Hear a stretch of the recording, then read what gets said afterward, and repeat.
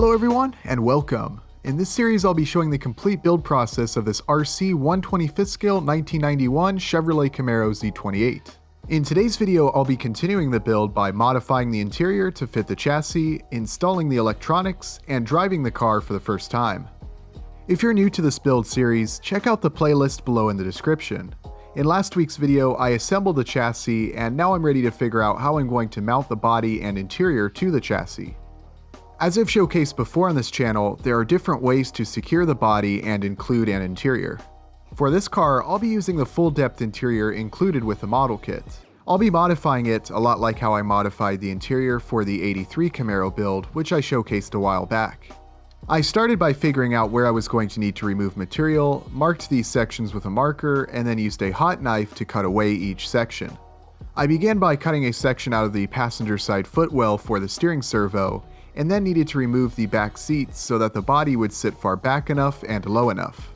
Unlike the '83 Camaro kit I built previously, the rear seats on this kit are molded into the interior tub. This is less ideal since I can't include the rear seats on this car like I could for the '83 build. Everything else though is basically the same. As I've said before, it's basically a gradual process of cutting out sections so the body and interior will sit low enough on the chassis and isn't interfering with any moving parts. Just like with the body earlier in the build, I definitely wanted to do some work on the seats and dash to improve the appearance of these parts, but first I needed to figure out what sections will need to be removed.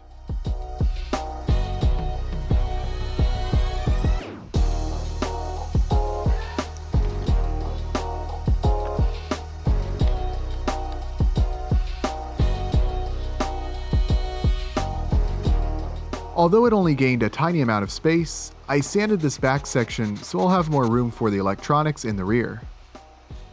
So far everything was looking good. The interior was fitting well over the chassis in its current state, and the body was positioned correctly.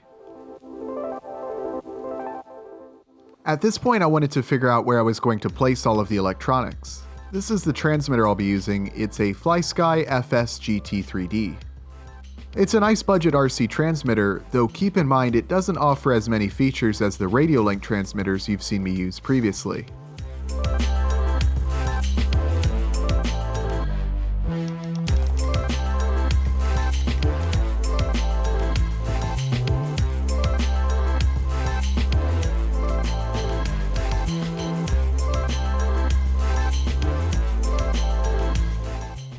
The receiver that's included is pretty large relative to the car, though I was able to make it fit by removing the case, as you'll see soon. The final two electronics I'll be using are a 2S LiPo battery and a 10 amp ESC. The receiver case is held together using 4 screws, which are removed and separated each half of the case.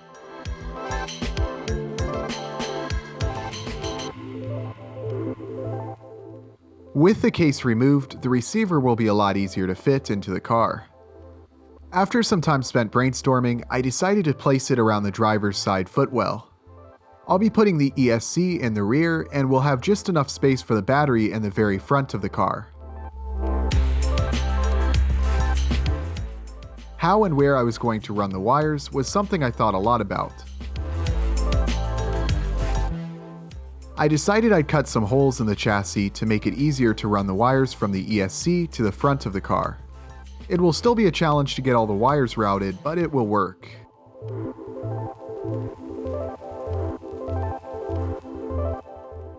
I moved on to cutting another large hole so the receiver will fit. Fortunately, the driver's seat will partially obstruct the view of the receiver.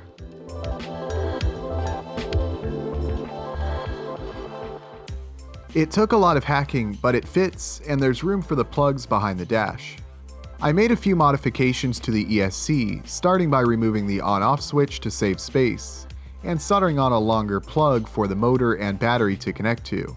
Both the motor and battery will be at the very front of the car, so I need longer wires so they can be connected to the ESC, which will be mounted in the back.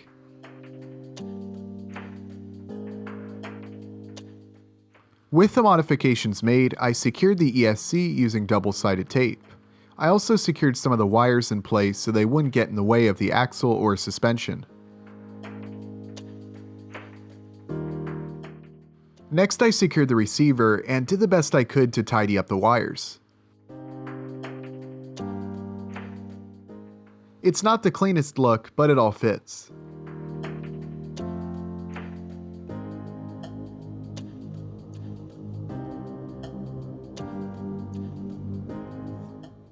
To save space, I decided to solder the motor wires directly to the motor rather than using a plug.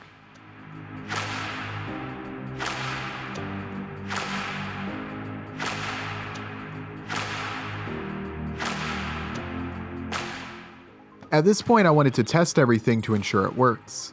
I adjusted the endpoint of the steering and also the trim.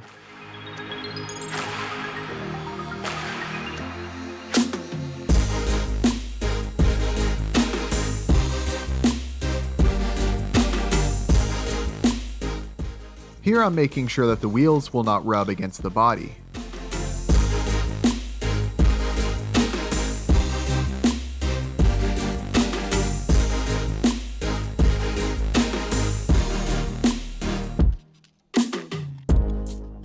So far so good, but I still needed to figure out how I was going to mount the body to the chassis. At this point, I installed some springs in the rear since I'll need to figure out what ride height I want the car to have. I determined that this section of the body here was going to need to be removed for the chassis to sit correctly.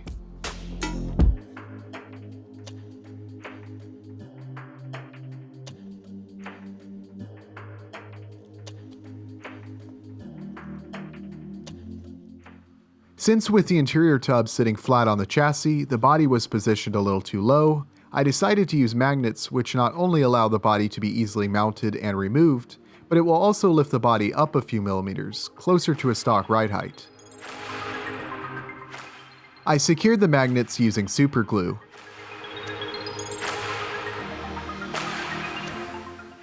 I like to place a piece of paper between the magnets when gluing to ensure that the two magnets don't get glued together. Also, I found that I needed to add a third magnet, otherwise there wasn't enough strength to pick the car up by the body.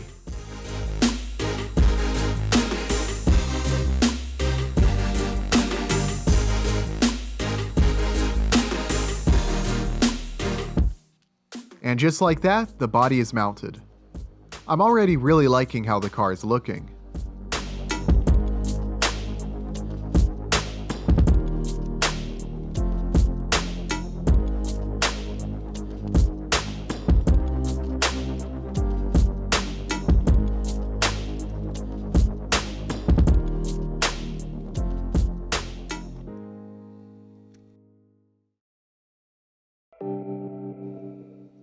One thing that I forgot to take into account was the thickness of the windows.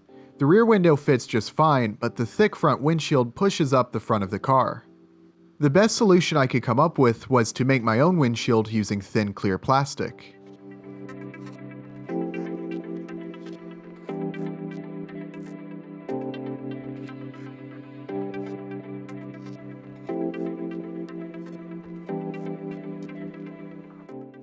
I noticed that the battery wires were much longer than what they needed to be, so I cut them shorter.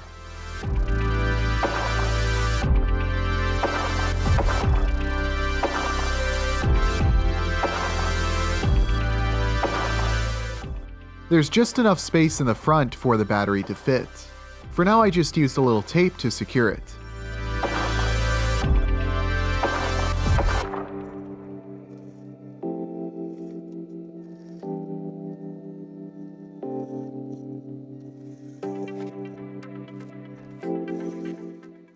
Eager to see how the car drives, I did a quick test drive. The car works great, no wheel rub, and with the soft rear springs, I like how the back squats when accelerating. The battery kept falling out though, so I cut a piece of Velcro to use instead of the tape.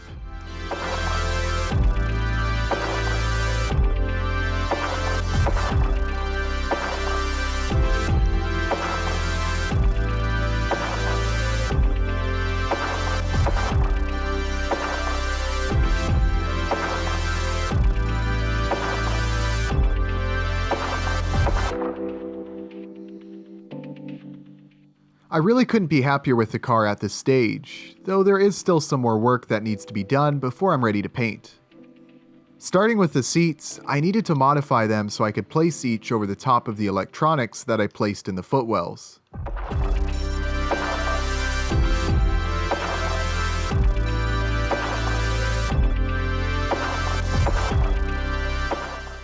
They can now sit far forward enough to partially hide the receiver and servo.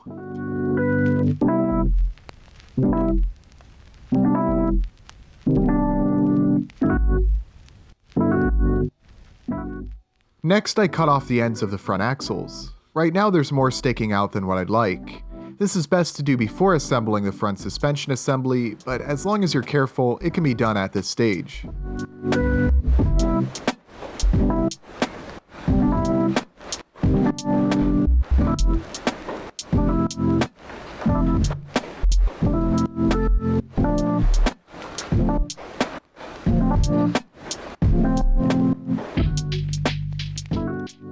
Like I said before, I couldn't be happier with how the car is right now. It drives great, everything is mounted and working.